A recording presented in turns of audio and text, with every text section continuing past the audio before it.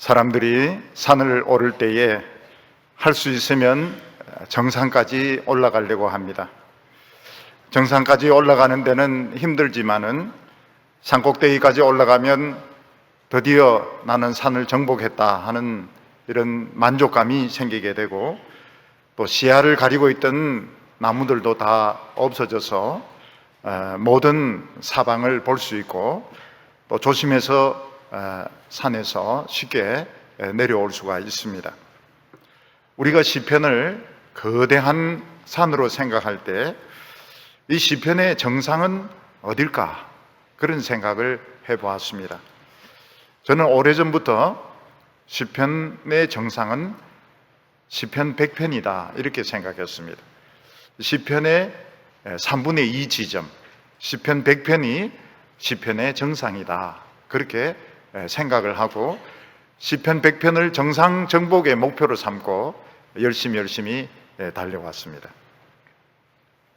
이 시편은 100편까지 해석하고 또 설교 듣는 것도 굉장히 어렵습니다. 저는 시편을 설교하기 전에, 강해 설교하기 전에 우리 교인들이 이렇게 150편이 되는 이런 설교를 한 3년에 걸쳐서 혹은 4년에 걸쳐서 이걸 계속 들을 수 있을까 이런 생각을 했는데, 그거는 완전히 잘못된 생각이고, 우리 성도님들이 시편을 얼마나 사랑하고 또 시편 속에 있는 그 보물들을 막 캐내어서 축복을 받는 것을 많이 보게 되었습니다. 시편 100편까지 오는 것이 굉장히 어려운데, 시편 100편은 무엇이 있는가 하면 그 산 정상에 하나님의 궁전에 우리가 들어가서 그 안에 있는 축복들을 가지는 것이 오늘 이 시편 100편의 내용입니다.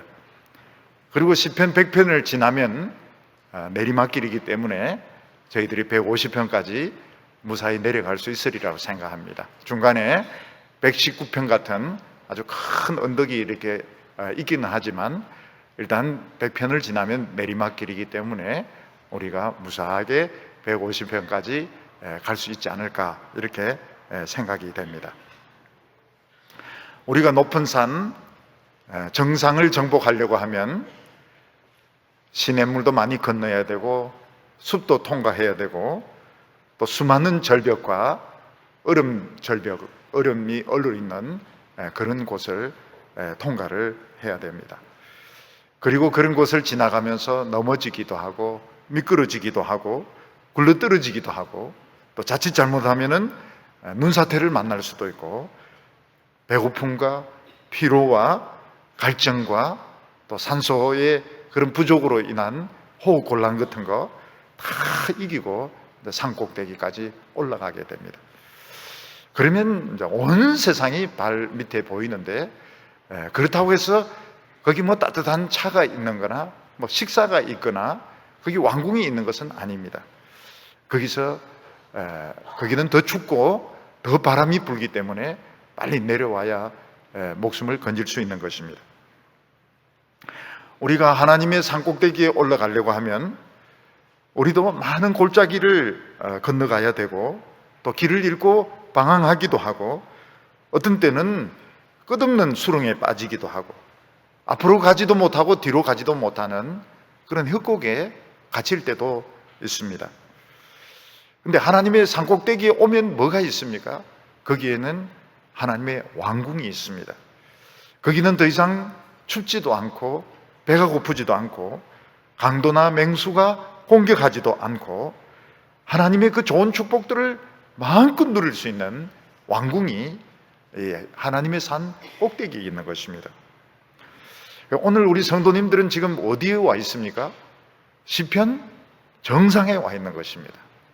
하나님의 축복의 산 꼭대기에 와 있고, 지금 하나님의 왕궁에 지금 들어가려고 지금 하고 있는 것입니다. 근데 시편 100편에서 우리 하나님의 산 정상에서 왕궁으로 들어가려고 탁 하면서 살펴보니까 5절로 되어 있는 너무 짧은 시로 되어 있는 것입니다. 이 짧은 5개의 시에서 무슨 선한 것이 나올 수 있을까? 이렇게 고생해 가면서 정말 수도 없는 그런 골짜기와 늪을 통과해서 겨우겨우 하나님의 산 꼭대기 시편 100편까지 왔는데 겨우 5개의 절, 달랑 5개의 절 가지고 우리가 무엇을 얻을 수 있을까? 잘못하면 실망하기도 쉬운데 실망하실 필요가 없습니다. 왜냐하면 하나님의 궁전은 문 열고 들어가 보기 전까지는 그 안에 얼마나 많은 것이 있는지, 얼마나 귀한 축복이 있는지 우리가 알 수가 없기 때문입니다. 미국의 어느 교회에서 이 안내 일을 받고 안내 일을 맡아서 하고 또 교회 사무를 돕는 그런 직분을 가진 사람이 신학 박사였습니다.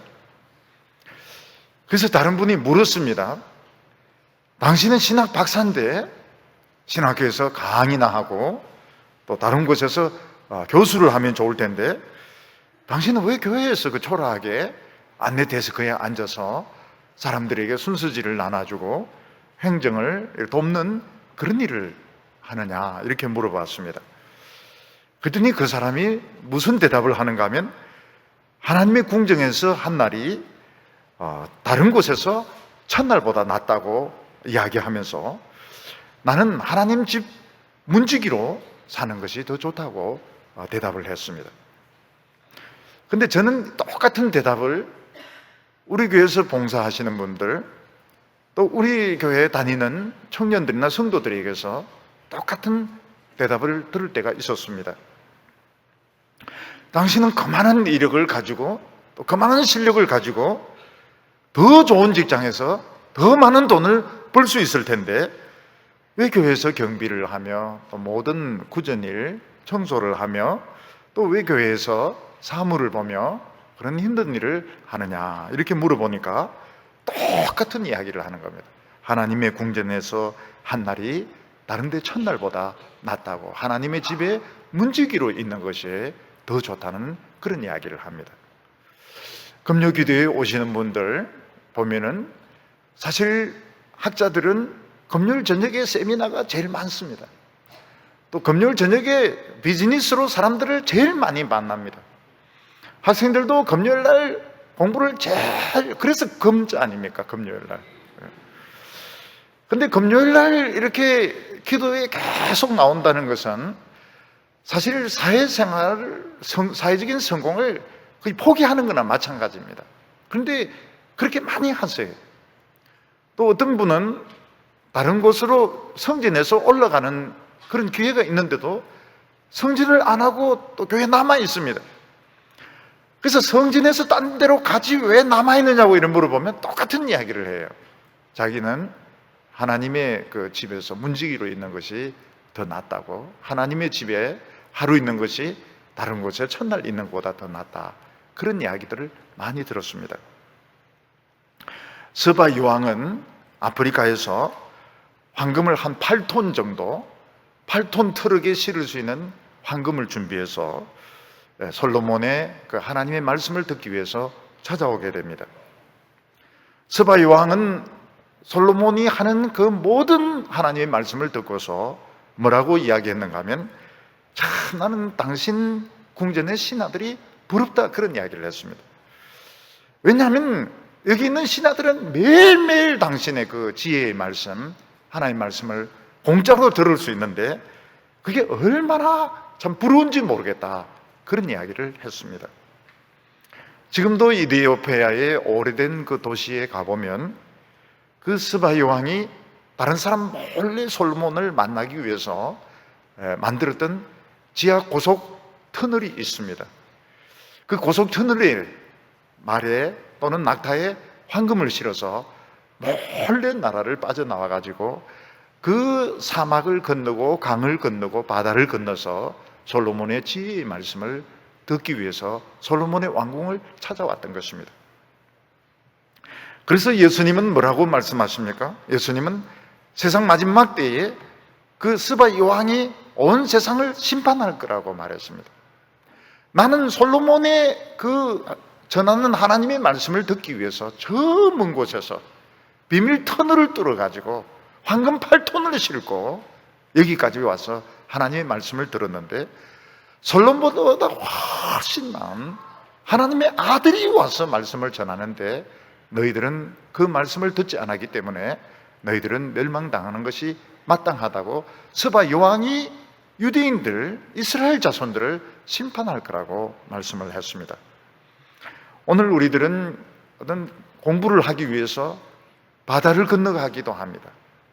아주 지구 반대편에 있는 나라까지 가서 그 어려운 외국어를 익히면서 유학을 해서 학위를 받기도 하고, 또는 세상의 멋진 경치를 보기 위해서 정말 아주 먼 곳, 열 몇 시간씩 비행기 타고 또 배를 타고 하는 그런 곳에 가서 경치를 보고 오기도 합니다. 또 우리는 비즈니스를 하기 위해서 정말 세상 아주 먼 곳까지라도 물건을 팔 수 있다면 비즈니스 하기 위해서 여행을 합니다. 근데 이 세상에서 최고로 중요한 공부, 최고로 중요한 여행, 최고로 중요한 비즈니스가 무엇인가 하면 자기 자신의 가치를 찾는 것입니다. 오늘 우리는 어디서 자기 자신의 가치를 찾을 수 있는가 하면 바로 하나님의 왕궁에서, 하나님의 산 꼭대기에 있는 그 왕궁에서 자기 자신의 가치를 찾게 되는 것입니다. 오늘 저희들이 서 있는 곳은 시편 산꼭대기입니다. 이제는 더 이상 우리의 시야를 가리는 것이 없습니다. 여기는 춥고 배고프고 바람 부는 곳이 아니고 하나님의 왕궁이 있는 곳입니다. 이 하나님의 왕궁에서 자기 자신을 찾으시기 바랍니다. 그 모든 보물들을 얻으시기를 바랍니다. 시편 100편은 세 부분으로 나누어 볼 수 있습니다. 첫 부분은 1절과 2절인데 온 땅이 여호와를 찬송하면서 기뻐하면서 하나님 앞에 나가는 그런 내용으로 되어 있습니다.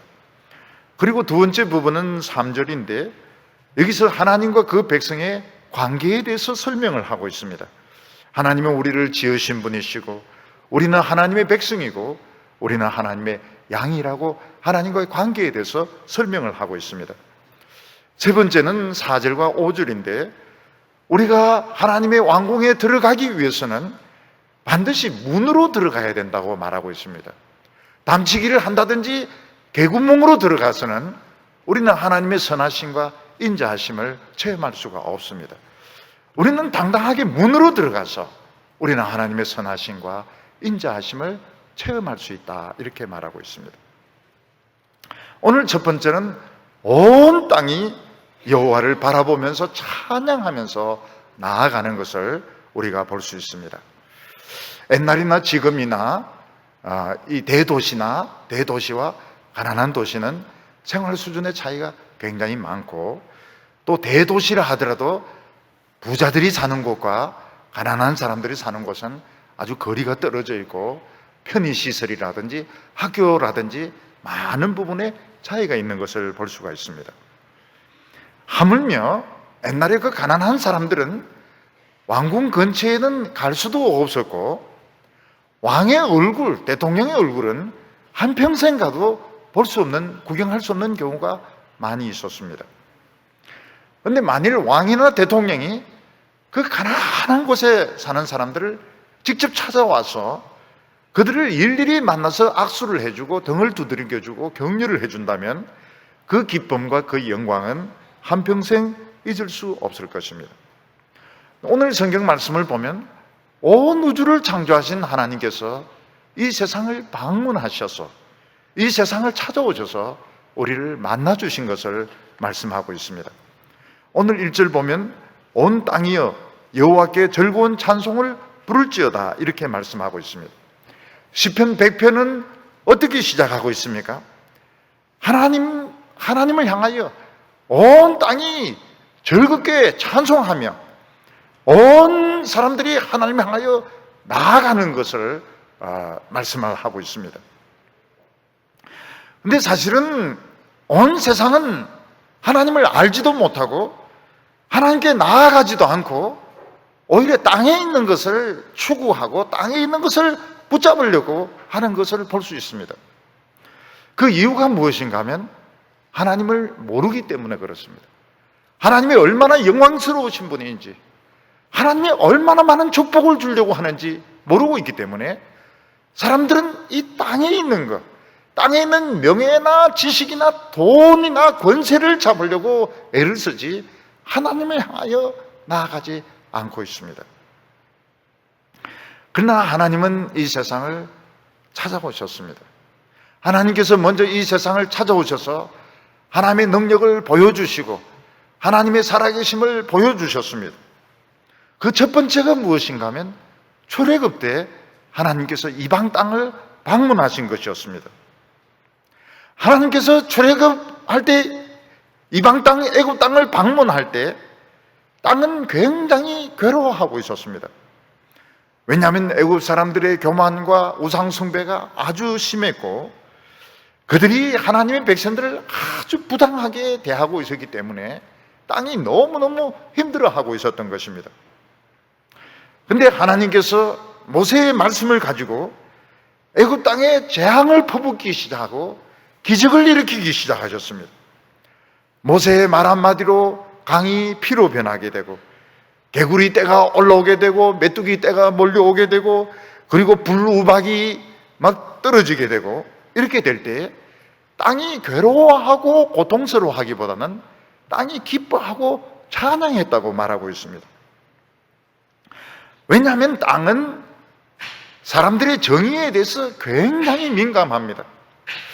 우리가 생각하기에 땅은 아무것도 모르고 땅은 아무리 밟아도 그냥 아무 소리 하지 않고 그냥 멍청하게 있는 것 같지만 땅은 사실 인간의 그 삶에 대해서 세상의 정의에 대해서 굉장히 민감한 것으로 말하고 있습니다.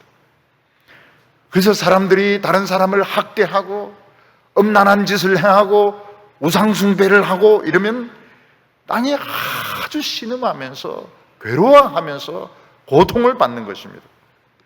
그때 하나님께서 사람들을 막 심판하시면 그때 땅은 막 기뻐하면서 하나님을 찬양한다고 말씀을 하고 있습니다. 우리가 생각하기에는 우박이 떨어지고 지진이 일어나고 태풍이 불고 이러면 땅이 굉장히 괴로워할 것 같은데 정반대라고 말하고 땅은 오히려 시원해하고 있는 것입니다. 이 불의에 대해서 땅은 굉장히 괴로워했던 것입니다. 출애굽의 클라이맥스는 어딘가 하면 홍해가 갈라지는 것이었습니다.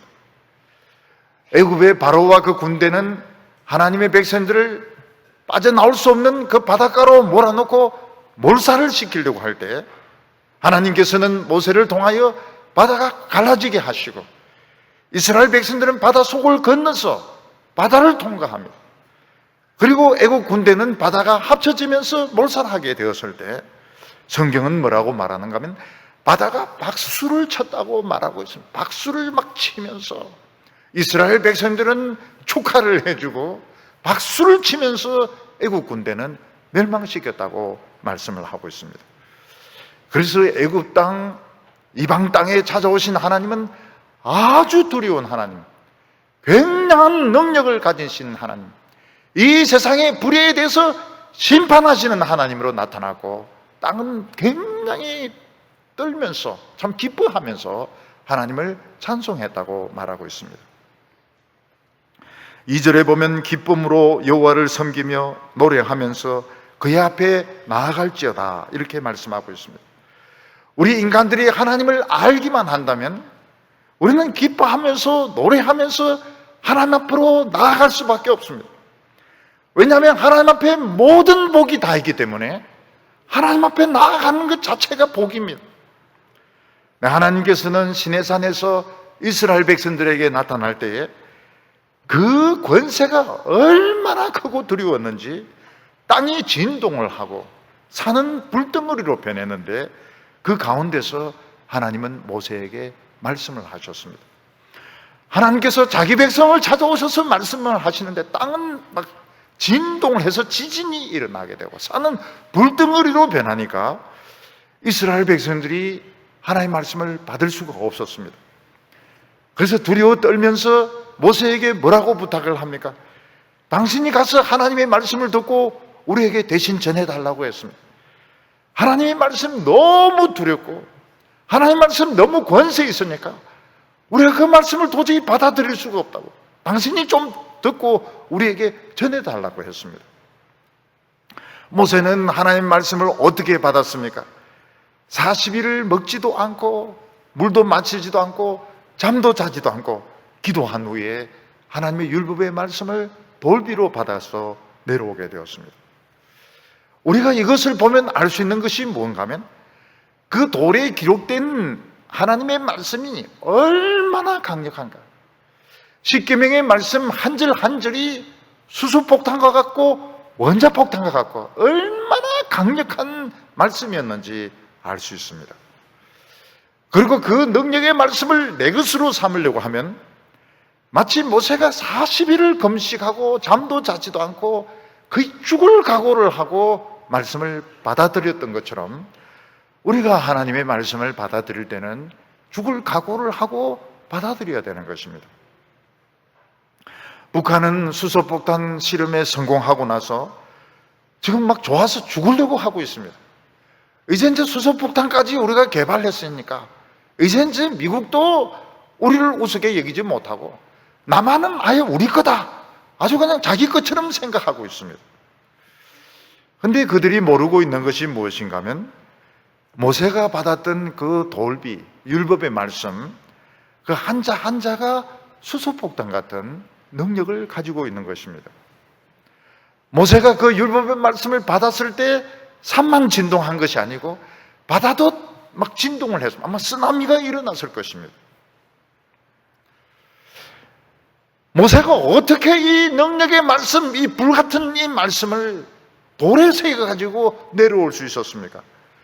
40일을 굶으면서 40일을 잠도 자지 않고 그냥 결사적으로 기도해서 그 말씀을 받아오는 데 성공을 했던 것입니다. 근데 이 말씀이 어떤 말씀으로 변하게 됩니까? 물이 없는데 반석을 쳐니까 생수가 터져 나오는 능력이 되게 되고, 양식이 없는데 하나님께서 밤새도록 만나를 내려서 이스라엘 백성들이 굶어 죽지 않는 그런 기적의 그런 돌비로 나타났던 것입니다. 이스라엘 백성들은 겉으로 보기에는 땅도 없고 재산도 없는, 또 공부도 하지도 못한 정말 가장 가난하고 거지 같은 그런 백성들이었지만 이스라엘 백성들은 최고로 위대한 백성들이었습니다. 왜냐하면 그 하나님의 능력을 말씀으로 가지고 있는 자들이었기 때문에 그렇습니다. 가장 위대한 백성들이었습니다. 그 이스라엘 백성들이 그걸 생각하지 못할 때, 자신들이 애굽에서 겪었고 홍해에서 겪었고 시내산에서 겪었던 그 하나님의 능력이 우리에게 돌비로 와 있다, 하나님의 말씀으로 와 있다는 것을 생각하지 못하고 자꾸 현실만 볼 때는 그들은 계속 하나님을 원망했습니다. 그리고 불평했습니다. 그리고 이스라엘 백성들은 광야에서 계속 돌다가 그 많은 사람들이 다 죽고 말았던 것입니다. 대개 죄에 빠지는 사람들을 이렇게 보면 자기 자신에 대한 그 셀프 이미지, 자기 자신에 대한 자아상이 굉장히 좋지 못한 것을 볼 수가 있습니다. 너무 외적인 걸 가지고 자기를 판단한다든지, 또 너무 주관적인 것을 가지고 자기를 판단한다든지, 사실은 굉장히 훌륭한 사람인데, 참 멋진 사람인데 그런 것은 보지 않고 그냥 자기 안에 있는 그 열등감을 가지고 생각하고 자기가 남들보다 좀 모질한 것을 가지고 생각할 때에 굉장히 초라한 그런 자아상을 가지게 되고, 이런 사람들이 쉽게 하나님을 원망하고 쉽게 죄에 빠지고 쉽게 넘어지는 것을 볼 수가 있습니다. 그러니까 하나님의 백성들은 무엇을 봐야 되는가 하면, 지금 내가 돈을 얼마나 가지고 있고 땅을 얼마나 가지고 있고 월급을 얼마나 받고 있나, 그걸 생각하면 안 됩니다. 하나님의 능력을 생각해요.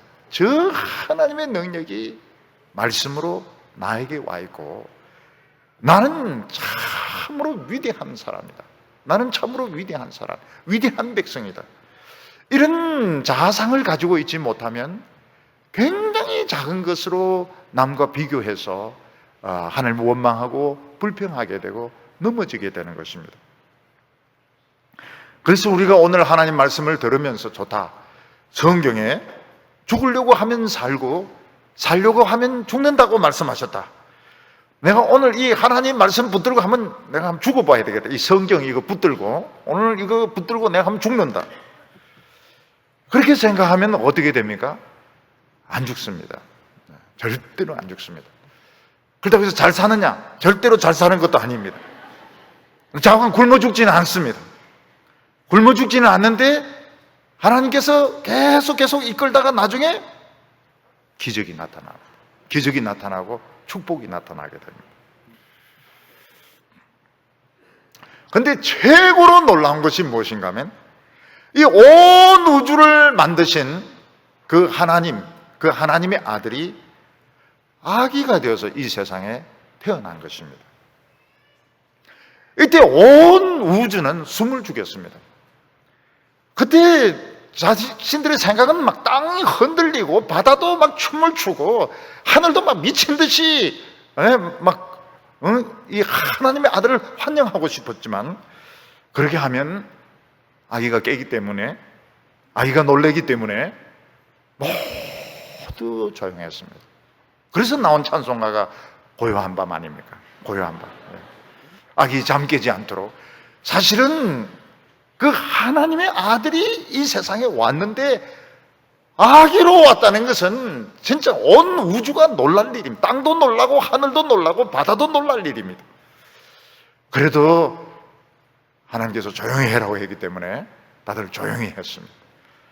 그 대신에 큰 별이 나타나서 아기 하나님의 아들이 온 것을 비춰주었고 수많은 천사들이 나타나서 하나님의 아들이 이 세상에 방문한 것에 대해서, 찾아오신 것에 대해서 막 찬양을 했던 것입니다. 아마 천사들이 왜 하나님의 아들이 이 세상에 사람이 되어서 왔는지 이해하지 못했을 것입니다. 왜냐하면 그 하나님의 아들이 그럴 필요가 없습니다.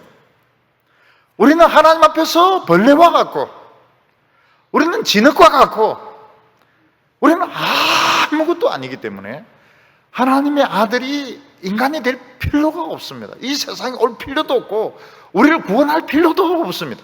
우리가 그냥 내버려 두어서 망하도록 하면 되는 것입니다.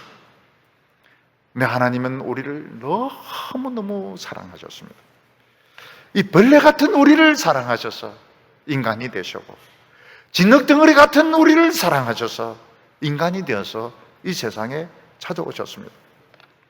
이미 땅은 놀라고 있었고 하늘도 놀라고 있었고 바다도 놀라고 있었습니다. 그러나 인간들은 아무도 놀라지 않았습니다. 유대 백성들 아무도 놀라지 않았습니다. 왜냐하면 그들은 이 세상의 사망의 세력에 매여서 병들어 있었고, 그들은 이 세상의 죄의 노예가 되어 있었고, 그들은 세상의 성공과 세상의 돈과 세상의 부에 눈이 멀어 있었기 때문에 그들은 그 위대한 온 우주와 우리 인간들과 나에게 생명을 주신 그 하나님의 아들이 온 것을 몰랐던 것입니다. 근데 예수님께서는 한 사람 한 사람의 병을 고쳐주시고 귀신 들린 것을 고쳐주시고 말씀이 없는 사람들에게 하나의 말씀을 가르쳐 주셨을 때 사람들은 어떻게 되었습니까? 죄의 사슬을 끊고 마귀의 사슬을 끊고 막 예수님 앞에 나오기 시작했습니다. 사람들이 깨닫기 시작하니까 죄에서 풀려나기 시작하고 예수님을 알게 되면서 그들은 세상의 모든 것들 다 내려놓고 예수님 앞에 막 온 세상이 몰려오기 시작했습니다. 왜냐하면 얼마나 크고 위대하고 놀라운 분이 이 세상에 오셨는가, 우리에게 찾아오셨는가 너무너무 기쁘고 좋았기 때문에 예수님을 향하여 몰려들기 시작했던 것입니다. 그래서 2절 말씀을 다시 보면 기쁨으로 여호와를 섬기며 노래하면서 그의 앞에 나아갈지어다. 우리가 이 세상에서 죄의 노예가 되어 있고 우리 돈에 눈물을 있고 세상의 성공에 매여 있을 때는 우리는 그 예수님의 아름다움을 알지 못합니다. 하나님께서 우리를 찾아오신 것을 알지 못합니다. 얼마나 그 위대한 하나님의 아들이 우리에게 찾아오셔서 우리를 격려해 주시고 칭찬해 주시고 우리를 구원해 주시는지 모르면서 계속 세상에서 세상에서 뭘 얻으려고 세상을 향하여, 땅을 향하여 달려가는 것입니다. 그런데 우리가 하나님의 말씀을 들으면서 어떤 일이 일어나게 됩니까? 우리의 눈이 열리게 되고 예수님의 아름다움을 알게 되고 하나님의 사랑을 알게 되고, 그러고는 어떻게 됩니까? 막 기쁨으로 하나님을 향하여 막 달려가게 됩니다. 사람들이 여기서 돈이 있다고 이야기하고, 여기 학벌이 있다고 이야기하고, 여기 명예가 있다고 막 소리를 질러도 우리는 쳐다보지 않습니다. 우리는 그냥 그 하나님을 향하여, 하나님의 아들을 향하여 막 달려가는 것입니다. 왜냐하면 너무 크시고 너무 위대하시고 너무나도 능력이 있는 분이 우리를 직접 찾아오셔서 우리를 만져주시고 우리를 격려해 주시고 우리를 축복해 주시기 때문에 우리가 너무너무 좋아서 용기를 내서 이제는 우리가 하나님을 향하여 달려가게 되는 것입니다. 우리가 이 세상에서 최고로 귀한 것이 무엇입니까? 하나님을 향하여 달려가는 것입니다. 하나님 앞에 어떻게 달려갑니까? 기쁨으로 여호와를 섬기며, 예배드리는 것이 기쁨입니다. 기쁨으로 여호와를 섬기며 예배드리는 시간이 하나님 향하여 막 기쁨으로 달려가는 시간입니다. 어떤 내가 굉장히 좋아하는 그런 멋진 배우가 나타났다 그러면은 막 사람들이 막 웃으면서 기쁨으로 막 달려갈 것입니다. 어이구, 저 배우 꼴도 보기 싫대, 그렇게 하지 않고 막 기쁨으로 달려가서 막 또 손을 내밀면 막 악수하고 막 손에 입을 맞추려고 하고 막 그렇게 할 것입니다. 하나님의 아들이 이 세상에 오셨습니다. 온 우주를 만드시고 모든 생명체를 만드시고 나를 존재하게 하시고 나에게 생명을 주시고 나에게 가정을 주시고 나에게 젊음을 주시고 그분이 오셨어요. 서타 중에 서타가 왔습니다. 우리는 하나님을 향하여 달려갑니다. 하나님의 아들 향하여 막 기쁨으로 달려가게 돼요. 그 발에 입을 맞추게 되고 그 손에 입을 맞추면서 감사합니다. 감사합니다. 나를 사랑해 주셔서 감사합니다. 나를 이 세상에 태어나게 해주셔서 감사합니다. 하나님을 알게 해주셔서 감사합니다. 그러면서 기뻐하면서 하나님 앞에 나아가게 된다고 말했습니다. 그게 무엇인가 하면 성공한 것입니다. 우리가 이 세상에서 하나님의 아들을 만나고 하나님 앞에 나와서 기쁨으로 예배드리는 것이 성공한 것입니다. 왜냐하면 이 세상의 성공은 가짜 성공입니다.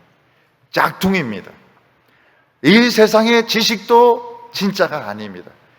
이 세상의 돈도 가짜 돈이나 마찬가지입니다. 이 세상의 권력도 진짜가 아닙니다. 하나님이 가지고 계신 지식, 하나님이 가지고 계신 그 부귀와 영화, 그게 영원히 진품입니다. 영원히 진짜입니다. 그리고 거기서 최고로 소중한 내 자신을 찾게 되는 거예요. 너무너무 사랑스러운 내 자신, 너무나도 아름다운 내 자신, 하나님께서 참 자기 아들을 죽기까지 사랑하신 나를 거기서 찾게 되는 것입니다. 어떤 사람이 술집에서 술에 취해서 비틀거리면서 쓰러져 있는 자기 자신을 발견하게 된다면 참 비참한 자기 자신의 모습을 찾는 것입니다. 어떤 사람이 술집에서 엄란한 짓을 하다가 그런 다른 사람에게 들켜서 망신당하는 자기 자신을 찾게 된다면 너무나도 비참한 자기 자신을 찾게 되는 것입니다.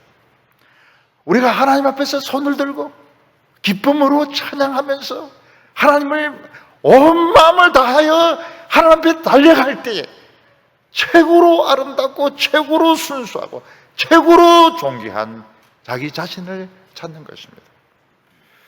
오늘 여기 크게 두 번째로 하나님은 나를 만드신 분이라고 말씀하고 있습니다.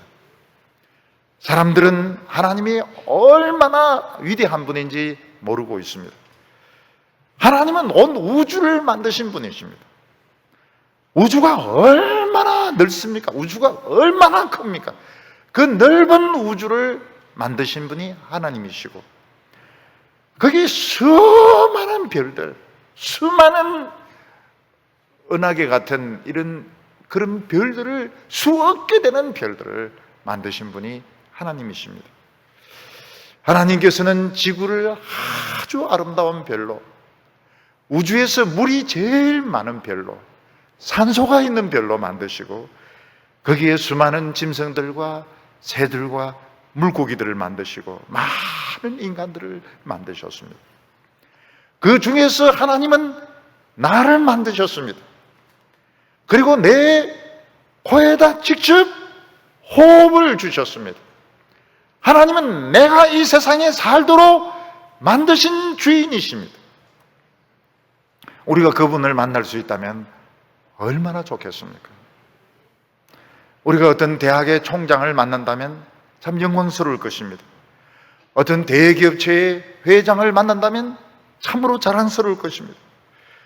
우리가 대통령을 만난다면, 어떤 왕을 만난다면 얼마나 영광스러운 일이겠습니까? 그런데 온 우주를 만드시고 지구를 만드시고 그 수많은 생명체를 만드시고 나를 만드시고 너를 만드시고 다른 사람들을 만드신 그 하나님을 우리 만나는 것입니다. 우리 어디서 만납니까? 우리 예배 시간에 하나님을 만납니다. 어떤 사람이 별 4개 단 장군을 그냥 제일 친한 친구로 가지고 있다면 참 얼마나 대단한 사람이겠습니까? 대기업체 회장과 아주 절친이라면, 진짜 허물없는 친구라면 얼마나 좋겠습니까? 대통령, 미국 대통령, 러시아 대통령, 중국 시진핑 주석과 절친이라면 얼마나 대단한 사람이겠습니까? 다른 사람들이 뭐 부탁할 거 있으면 막 우리를 만나러 막 몰려올 것입니다. 근데 우리는 어떤 사람입니까? 하나님, 온 우주를 만든 하나님하고 제일 친한 사람입니다. 절친보다 더 가까운 사람입니다. 사람들이 그걸 몰라서 다행입니다. 알면은 자꾸 우리에게 청탁을 할 텐데, 하나님에게 좀 이야기해달라고 막 부탁을 할 텐데, 여기 보면 뭐라고 말하고 있습니까? 여호와가 우리의 하나님인 줄 너희는 알지어다, 이렇게 말하고 있습니다. 지금 오늘 우리가 지금 만나고 있는, 오늘 우리가 부르고 있고, 오늘 우리가 찾고 있고, 오늘 우리가 지금 대화를 나누고 있는 대상이 누굽니까? 온 우주를 만든 그분이십니다. 여기 계신 분, 밖에 계신 분, 또 다른 나라에 계신 분들 다 만드시고 숨을 주시고 옷을 입게 하시고 그분을 우리가 오늘 저녁 여기서 만나고 있는 것입니다. 여호와가 바로 그분이 오늘 우리가 지금 만나고 있는 분인 줄 너희들은 좀 알아라는 것입니다. 오늘 예배드리는 시간이 어떤 시간입니까? 우리가 바로 그 하나님을 만나서 이야기하는 시간입니다. 온 세상 사람들은 하나님 만든 세상에 새들이 있습니다.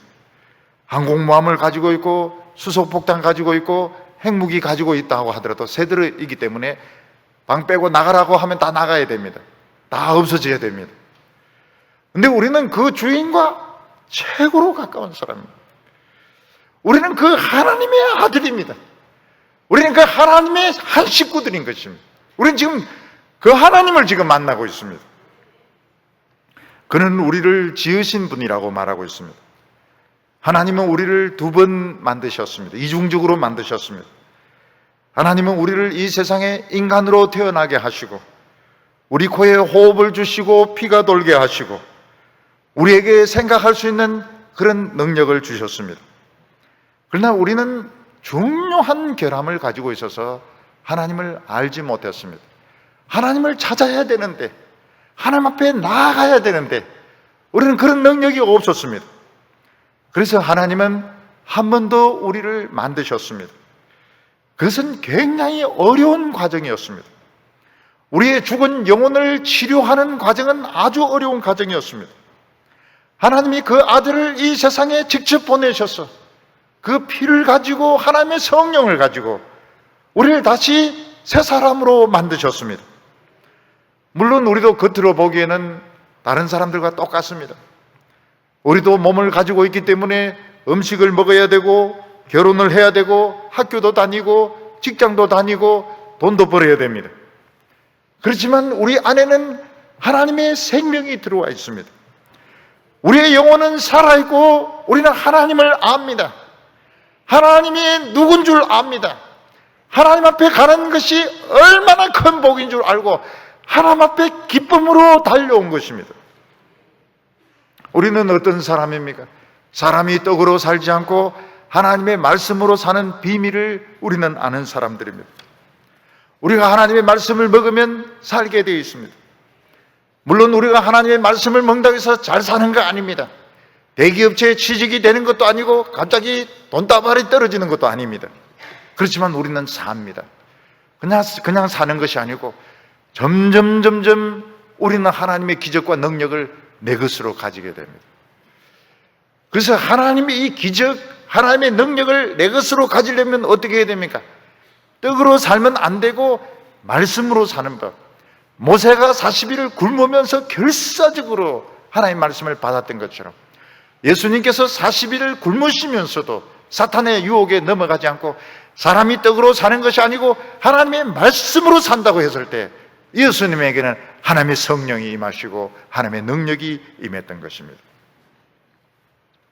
하나님은 우리를 하나님의 것이라고 말씀하고 있습니다. 하나님은 이스라엘 백성들을 나의 기업이라고 말했습니다.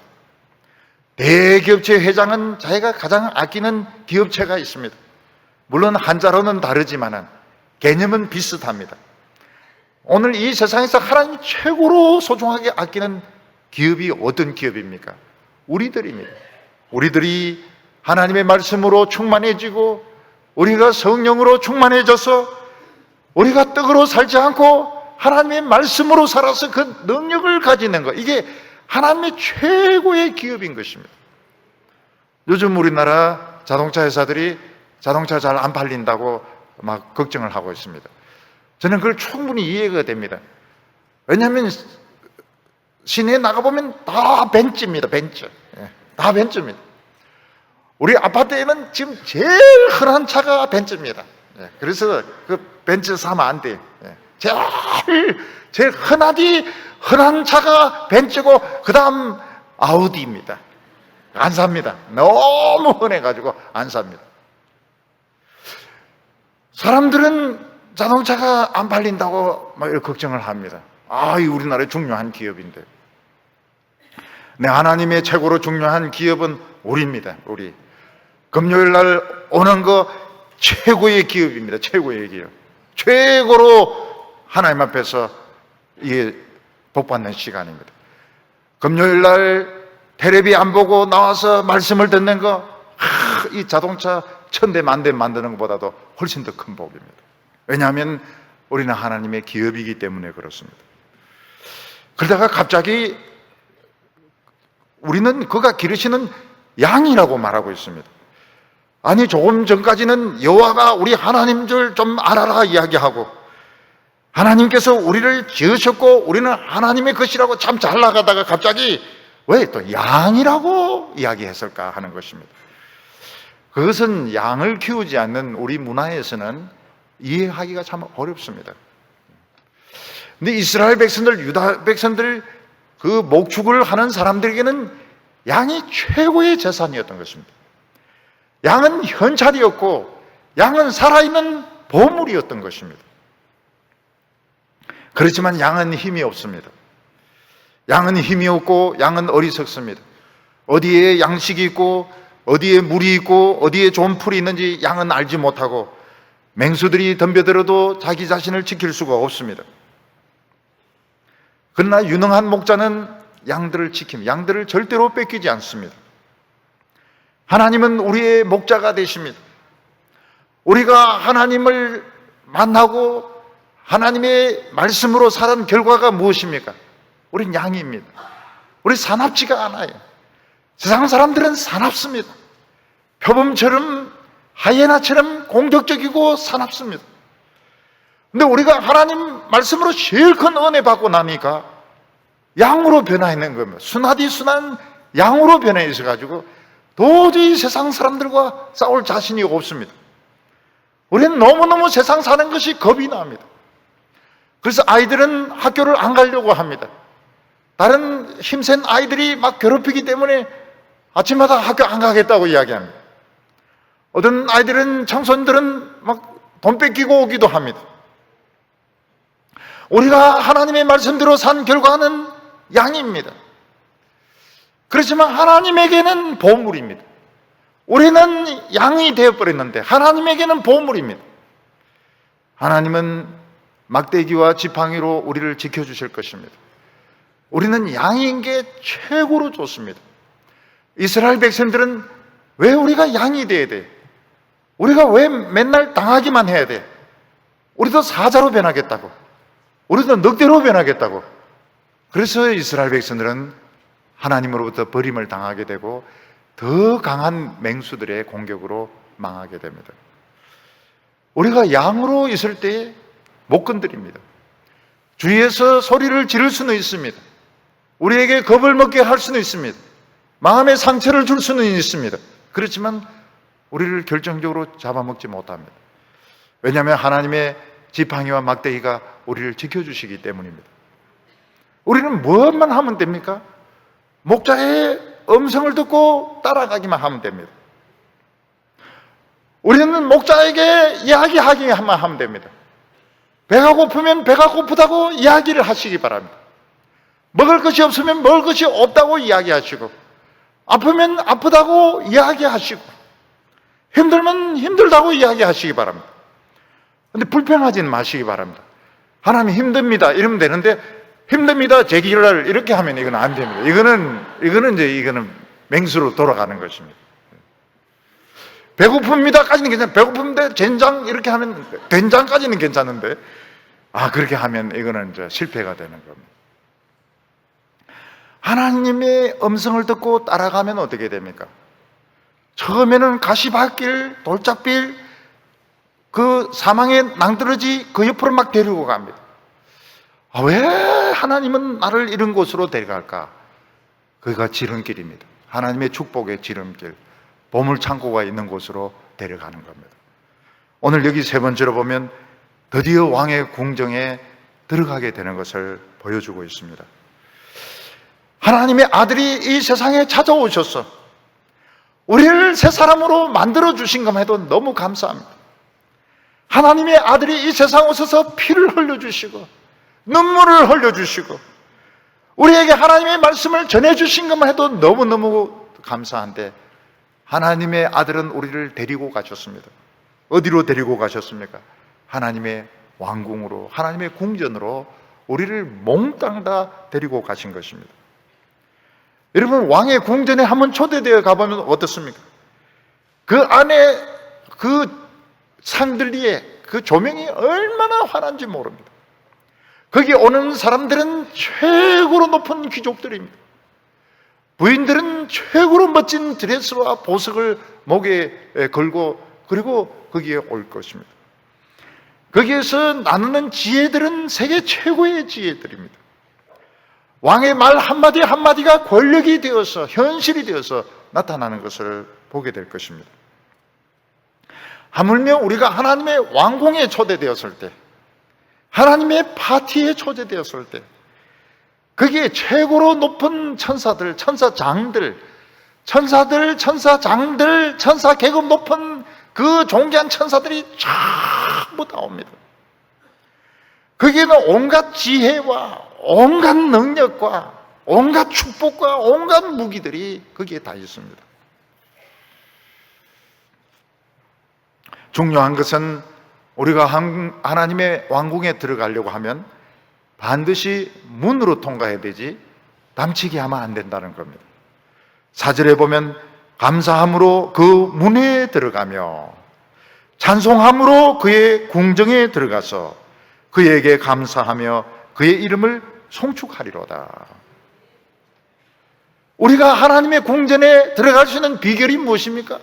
반드시 문으로 들어가야 되지, 개구멍으로 들어간다든지 남치기 한다든지 이렇게 가지고는 왕궁에 들어갈 수가 없습니다.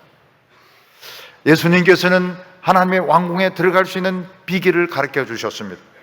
어떻게 가르쳐 주셨습니까? 좁은 문으로 들어가라 그랬습니다. 좁은 문으로. 그래서 넓은 문이면 무조건 들어가면 안 됩니다. 왜냐하면 넓은 문은 멸망으로 인도하는 문입니다. 많은 사람들이 가는 곳은 이거는 우리가 가야 될 길이 아닙니다. 좁은 문을 통과하고 나서는 좁은 길로 가야 됩니다. 최고로 좁은 길로 가야 됩니다. 아무도 안 가는 길을 가야 됩니다. 여러분, 좁은 문은 찾기가 쉽지가 않습니다. 좁은 문은 찾을 수가 없어요. 도대체 어디에 좁은 문이 있습니까? 근데 겨우겨우 해서 좁은 문을 찾았습니다. 근데 좁은 문을 통과할 수가 없어요. 너무 좁아가지고 가방을 들고 갈 수가 없습니다. 핸드백을 멜 수도 없습니다. 그냥 몸만 겨우, 그것도 억지로 밀어 넣어야 들어갈 수 있는 문이 좁은 문입니다. 거기는 세상에 학벌도 명예도 돈도 자랑도 가지고 들어갈 수가 없습니다. 요즘 저는 우리 목회자들 중에서 너무 많은 것을 가진 분들을 보게 됩니다. 성경에 나와 있습니다. 너는 세상에서 자기 상을 이미 받았느니라. 성경에 나와 있습니다. 너는 자기 상을 받았느니라. 너무 많은 것을 가지고 있는 사람은 이미 이 세상에서 자기 상을 받았기 때문에 천국 못 간다는 겁니다. 천국을 못 가요. 갈 수가 없어요. 성경에 분명히 기록이 되어 있습니다. 여러분, 좁은 문을 통과하려면 어떻게 해야 됩니까? 숨도 막 안으로 들어쓰고 몸도 옆으로 해가지고 막 용을 써가지고 끓기고 막 머리도 막 부딪히면서 겨우 그 문 빠져나오는데 그냥 몇 달 걸립니다. 그리고 나서 길이 어떠세요? 길이 좁아요. 길이 또 좁아요. 그래서 그 힘든 길을 통과하는데 나중에 더 좁은 길 가면은 딱 끼어가지고 앞으로도 못 가고 뒤로도 못 가고 그냥 꽉 끼어있는 그런 장소가 많이 있습니다. 아이고, 나는 여기서 그냥 굶어 죽는 모양이구나. 그러다가 또 어떻게 또 힘을 쓰면은 또 빠져나와요. 왜냐하면 거기에 이제 갇혀있는 동안 굶어가지고 좀 살이 빠져가지고 또 통과가 된 겁니다. 근데 딴 사람들은 어떻습니까? 딴 사람들은 넓은 길로 막 그냥 차 타고 그냥 통과합니다. 차 타고 통과해요. 드라이브인, 요즘 햄버거 같은 것도 살 때 보면 차 타고 가서 차에서 내리지도 않고 바로 돌아와서 받아가 입에 먹고 그냥 또 달립니다. 사람들은 그냥 넓은 길을 막 달립니다. 우리는 배가 끼어가지고 그 좁은 길에서 지금 앞으로 가지도 못하고 뒤로 가지도 못하고 그냥 거기서 꼼짝도 못하고 돈도 못 벌고 쫄쫄 굶고 있는데, 다른 사람들은 막 입이 볼때기 터지도록 막 먹으면서 그 넓은 길을 달려갑니다. 그때 우리 입에서 감사가 나옵니까? 감사가 나오기 참 어려워요. 막 침체가 오고요, 원망과 불평이 오고요. 왜 예수님은 이런 좁은 문으로 통과하게 하시고 왜 이런 좁은 길로 가게 뭐 먹고 살려고 하시는가? 이게 어떻게 왕궁으로 가는 길이고, 이게 어떻게 잔치 가는 길이고, 이게 어떻게 축복의 길인가? 근데 거기서 예수님을 만나게 됩니다. 그 좁은 그 골짜기에서 예수님을 만나게 됩니다. 예수님께서 우리를 그 좁은 그 골짜기에서 만나서 문으로 데리고 가십니다. 시편 24편 7절과 8절 보면, 문들아 너희 머리 들지어다, 영원한 문들아 들릴지어다, 영광의 왕이 들어가시리로다. 영광의 왕이 누구시냐? 강하고 능한 여호와시요 전쟁에 능하신 여호와시로다. 천국의 큰 문은 한 번도 열린 적이 없었습니다. 여러분, 왕궁에 가보면 큰 문이 있는데 그 문은 왕이 전쟁 나갈 때, 전쟁에서 이기고 돌아올 때 그때만 열리고 닫히게 되어 있습니다. 감히 신하나 쫄병이 그 큰 문으로 통과하지 못합니다. 마찬가지로 천국에도 그 왕궁에 큰 문이 있는데 그 문은 한 번도 열린 적이 없었습니다. 하나님의 아들이 이 세상에 오실 때 어떻게 오셨어요? 좁은 문으로, 아주 작은 문으로 이 세상에 오셔서 정말 이 세상에서 인간이 되시고 가난뱅이가 되시고 무식한 사람이 되시고 사람들에게 무시당하고 업신여김을 당하는 그런 사람으로 이 세상에 오셨습니다. 예수님은 이 세상에서 치열한 싸움을 했습니다. 사망의 세력과 싸우는데 그는 온몸이 피투성이가 될 정도로 채찍에 맞았고, 그는 양손과 양발에 대못에 찔려서 나무에 달려야 했고, 그 옆구리에 창에 찔렸습니다. 그는 결국 숨이 끊어졌습니다. 결국 인간이기 때문에 그는 죽었습니다. 그런데 이 하나님의 아들은 죽기까지 하나님의 말씀을 붙듭니다. 하나님을 신뢰를 합니다. 아버지께 내 영혼을 맡깁니다. 끝까지 하나님을 신뢰했습니다. 하나님의 아들은 그 음부에서 사망의 세력을 깨고 다시 살아나셨습니다. 그래서 이 좁은 문에 갇혀있고 좁은 길에 갇혀있는 우리들을 다 붙잡으셨어요. 거기서 빼내셨어요. 그리고는 우리를 줄줄이 데리고 천국으로 입성을 하는데, 그때 천국의 이 대문이 열리는 겁니다. 그래서 핸델의 메시아도 보면 예수님이 십자가에 못 박히고 난 뒤에 이 문들아 고개 들으라, 그 찬양이 나오게 됩니다. 예수님이 천국에 입성을 하셨을 때, 그가 죽으시고 그가 자신의 그 피를 가지고 천국에 올라가실 때 하늘의 문이, 대문이 열리게 됩니다. 큰 문이 고개를 들면서 문이 열리게 되고, 그 문은 다시 닫히지 않습니다. 우리는 그 이름으로, 그 문으로 천국에 당당히 들어가는 겁니다. 천국에 들어갈 때 암호를 대야 됩니다. 암호를 대야 되는데, 그 암호가 무엇입니까? 암호가 감사함으로 그 문에 들어가며, 천국 문에 들어갈 때 천사들이 암호 이렇게 할 때 감사 이렇게 해야 됩니다. 감사. 영어로 땡큐 이래도 됩니다. 땡큐, 감사, 아리가또 고자이마스, 그건 모르겠습니다. 감사하면 통과가 됩니다. 근데 어떤 사람은 들어가면서 원망 이러면 너 나와, 불평 이러면 너 나와, 이거는 통과가 안 되는 겁니다. 감사함으로. 오늘 우리 성도님들 감사하기 굉장히 힘드시죠? 감사하기 굉장히 힘드시죠? 막 속에 막 답답한 불만이 막 부글부글 밥솥같이 지금 압력 밥솥같이 끓어오르고 계시죠? 암호는 감사입니다. 감사함으로 거문에 들어가며. 존 번연이 쓴 천루역정을 보면 그 사람이 진흙구덩이에 막 빠져가면서 겨우겨우 좁은 문을 찾아서 통과를 했습니다. 그리고 이제 좁은 길을 갑니다. 근데 다른 사람들이 보니까 담을 막 넘어서 들어오는 거예요. 담치기를 해서 들어오는 겁니다. 그래서 크리스찬이 묻습니다. 왜 당신들은 문으로 들어오지 않고 담치기해서 들어오냐 이랬더니, 문으로 들어오면 너무 멀리 돌아가지고 와야 된다는 거예요.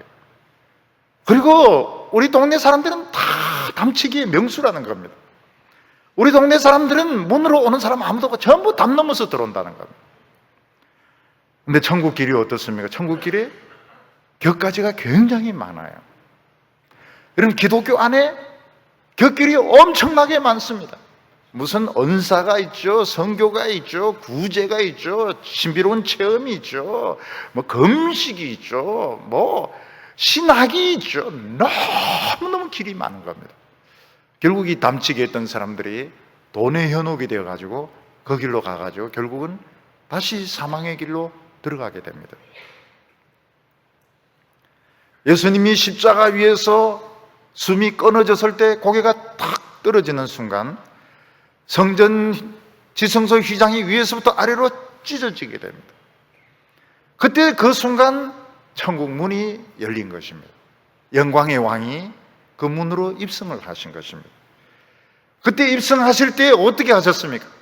이 사망의 골짜기에 빠져있는 우리들을 전부 다 끄집어내셔가지고 전부 우리를 데리고 그 문으로 들어가셨습니다. 좁은 길에서, 하나님은 좁은 길에서 꼼짝달싹하지 못하고 굶어 죽게 된, 앞으로도 못 가고 뒤로도 못 가고 올라가지도 못하고 내려가지도 못하고 딱 가운데 끼어있는 우리들을 전부 다 잡아내셔서 우리를 천국 왕궁으로 데리고 가셨던 것입니다. 저는 이 오래 아프고 난 뒤에 기쁨이 없어졌습니다. 기쁨이 없으니까 성도님들 보면은 억지로 웃어야 됩니다. 그러니까 근육이 많이 이렇게 경직이 되었어요. 근데 다행히 이제 성도님들 그걸 모릅니다. 성도님들이 잘 모르세요. 그런데 근육이 좀 경직이 되고요. 그리고 소망이 없어졌어요. 소망이 없고. 그리고 모든 일에 의욕이 없어졌습니다. 아무것도 하고 싶지가 않아요. 아무것도 할 힘도 없고. 그래서 저는 하나님 앞에 기도하게 되었습니다. 기도하는 시간을 가졌습니다. 무릎 꿇고 하나님 앞에 기도를 했습니다. 왜냐하면 그동안 무릎을 꿇지 못했습니다. 다리도 아프기도 하고 또 몸도 안 좋고 그래가지고 무릎 꿇고 잘 기도를 못했는데, 근데 좀 무릎 꿇고 하나님 앞에 기도를 하기 시작했습니다. 처음엔 별 차이가 없어요. 이렇게 기도하나 저렇게 기도하나 별 차이가 없는 것 같아요. 근데 좀 시간이 지나면서 기쁨이 생겼습니다. 마음이 굉장히 기쁘기 시작했어요. 2년 넘도록 기쁨이 없었는데 기쁨이 생기기 시작했어요. 기뻐요. 그래서 제가 알았습니다. 어느 정도 우울증이 낫고 있구나. 우울증이 어느 정도 많이 기뻐요. 기뻐요. 그리고 소망이 생기게 되었습니다. 소망이 있게 되었습니다. 그리고 기도하는 시간이 굉장히 행복했어요. 굉장히 행복한 겁니다. 그리고 얼마나 하나님께서 저를 좋아하시는지, 또 막 하나님께서 막 여성으로 치면 막 화장시켜 주시듯이 그렇게 막 만들어 주시는 겁니다. 그때 알았습니다. 왕궁에 들어와 있다는 걸. 왕궁을 알게 된 겁니다. 오늘 우리 성도님들이 하나님 말씀대로 살면 양이 됩니다. 양이 뭘 합니까? 그래도 사자는 돼야지. 아니면 늑대가 되든지. 여러분, 늑대 되면 망합니다. 늑대 되면 망합니다. 사자도 망합니다. 근데 양은 너무 약하잖아요. 양이 뭘 합니까? 근데 하나님에게는 보물입니다. 하나님에게는 최고의 보물입니다. 우리가 좁은 문으로 들어가는데 벌써 이게 시간이 엄청 찾는데 벌써 뭐 5년, 10년, 20년 걸리고, 문 통과하는데 몇 달 걸리고, 들어가고 난 뒤에 보니까 또 배가 걸려가지고 오다가도 못하고, 참 너무너무 소망이 없어요. 근데 하나님은 그런 사람들을 다 끄집어내어서 왕궁으로 데리고 가십니다. 우리 힘으로 갈 수가 없습니다. 우리 만군의 하나님 아들의 그 뒤를 따라서 들어가는 겁니다. 암호, 감사 이래 됩니다. 원망, 불평 이러면 다 못 들어갑니다. 통과가 안 돼요. 감사. 어떻게 우리가 감사할 수 있을까요? 하나님이 선하신 분입니다. 5절에 여호와는 선하시니 그의 인자하심이 영원하고 그의 성실하심이 대대에 이르시리로다. 하나님이 선하신 분이라는 뜻은 참 좋은 분이라는 뜻입니다. 하나님 우리를 괴롭히시고 우리를 못 살게 구시고 우리를 힘들게 하는 분이 아니십니다. 하나님은 좋은 것을 막 주시고 싶어 하세요. 만약 엄청난 게 선한 분, 정말 선한 그런 분을 우리가 친한다면 우리 만날 때마다 선물 받을 겁니다. 막 주고 싶어 하니까요. 막 돈도 주고 싶어 하고 선물도 주고 싶어 하고 모든 걸 주고 싶어 하는 거니까 우리가 선한 사람을 만나는 친구로 삼다는 것은 너무너무 좋은 것입니다. 하나님은 참 선한 분이십니다. 단지 우리가 준비가 안 됐을 뿐입니다. 선한 걸 줘도 우린 더 나빠지니까, 하나님이 선한 것을 막 주셔도 우린 더 악해지니까 하나님이 주실 수가 없었던 것입니다. 근데 예수님을 믿고 좁은 문을 통과하고 예수님 만나고 우린 준비가 되었습니다. 우리 준비되었어요. 우리 하나님 사랑해요. 하나님은 모든 걸 다 주십니다. 자기 아들을 아끼지 아니하고 우리에게 주신 분이 우리에게 무엇을 아끼겠습니까? 아들을 아끼지 않고 주신 분이 하나님이 우리에게 뭐가 아깝겠습니까? 돈이 아깝겠습니까? 명예가 아깝겠습니까? 뭐가 아깝겠습니까? 하나님은 아까워하시지 않습니다. 하나님은 참 선한 분이십니다. 우리는 자꾸 넓은 길을 가면서 하나님의 선하심을 도와달라고 하니까 안 맞는 겁니다. 좁은 문을 통과하고 좁은 길을 가는 사람, 참 하나님 선한 분이십니다. 좋은 거는 다 주십니다. 안 좋은 거는 안 주십니다. 그래서 안 주시면 딱 알면 되는 겁니다. 이건 나에게 유익한 게 아니구나. 하나님이 안 주시는 것은 내인데 도움이 안 되고 나쁘기 때문에 안 주시는 겁니다. 하나님이 주시는 것은 받으세요. 하나님이 주시는 것은 받으세요. 돈도 받으시고 명예도 받으시고 모든 거 다 받으세요. 그런데 너무 사랑하지, 좋아하는 건 괜찮은데 그걸 너무 사랑하지는 마세요. 하나님 주시는 것은 다 받으세요. 그리고 암호가 뭡니까? 감사합니다. 감사. 예, 감사. 하나님은 참 선하신 분입니다. 너무너무 우리를 좋아하시는 분입니다. 전부 다 주고 싶어 하는 분이세요. 인색하지 않습니다. 그 선하신 하나님 막 달려가죠. 아이들도 벌써 압니다. 저 삼촌이 선한 삼촌이다. 그럼 막 아이들도 막 달려가서 손도 잡고 뒤에서 옷도 땡기고 바지도 잡고 늘어지고, 왜냐하면 이 삼촌은 잡으면 뭐가 나오거든요. 잡으면 뭐 돈이 나오든지 과자가 나오든지 선물이 나오니까 애들이 막 달려갑니다. 산타크로스가 왔다. 어린이들 막 양말 들고 막 달려갑니다. 왜냐하면 선물 줄 줄 알기 때문에. 하나님은 참 선한 분이십니다. 문으로 통과하는 사람, 감사하는 사람에게 참으로 선한 분이십니다. 여기 하나님의 인자하심은 어떤 겁니까? 죄인에 대해서 한없이 사랑하시는 분입니다. 하나님은 참 이상한 분이십니다. 하나님은 의인을 좋아하지 않으세요. 하나님은 의인보다 죄인을 더 좋아하십니다. 우리는 당연히 죄인을 미워하죠. 우리는 죄 지은 사람 미워합니다. 욕합니다. 처벌을 합니다. 근데 하나님은 죄인을 의인보다 더 좋아하십니다. 근데 언제까지 좋아하십니까? 영원히 좋아합니다. 여러분, 의사는 건강한 사람보다 환자를 좋아합니다. 왜냐하면 환자가 손님이니까요. 건강한 사람보다 환자를 의사는 좋아합니다. 언제까지 좋아합니까? 영원히 좋아합니다. 정년퇴직하고 난 뒤에도 좋아합니다. 왜냐하면 환자들 계속 고치는 것이 의사의 사명이니까요. 하나님은 우리가 죄인인 이상 영원히 사랑할 겁니다. 하나님은 우리를 영원히 사랑하십니다. 인자하세요. 더 사랑하십니다.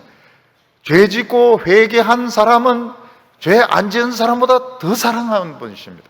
참 너무 이상하시죠. 그러니까 우리가 안심이 됩니다. 우리 맨날 죄 짓는데 우리 안심이 됩니다. 하나님의 성실하심은 대대에 이른다고 말했습니다. 하나님의 성실하심은 어떻습니까?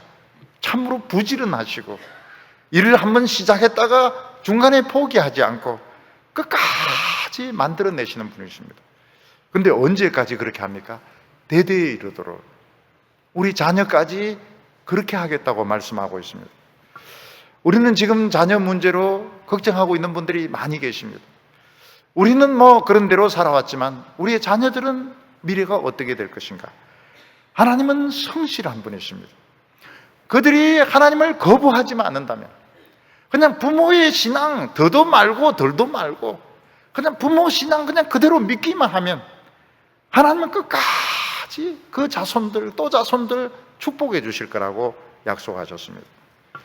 오늘 우리는 어떤 사람입니까? 하나님과 제일 친한 사람입니다. 온 우주를 만드시고 온 세상을 만드시고 모든 사람들을 만드시고 모든 학문과 모든 예술과 모든 문화를 주신 그 하나님과 제일 친한 사람이 우리들입니다. 하나님은 선한 하나님이십니다. 하나님은 우리에게 모든 좋은 것을 주시기를 원하십니다. 우리가 죄 짓고 넘어졌다 하더라도 하나님은 우리를 사랑하십니다. 그래서 오늘 하나님 앞에서 염려하지 마시기를 바랍니다. 우리는 하나님의 기업입니다. 뭐라고 말씀하셨습니까? 구하라 그러면 주실 것이요, 찾으면 찾을 것이요, 문을 두드리면 열릴 것이라고 말씀하셨습니다. 오늘 우리의 암호는 감사합니다.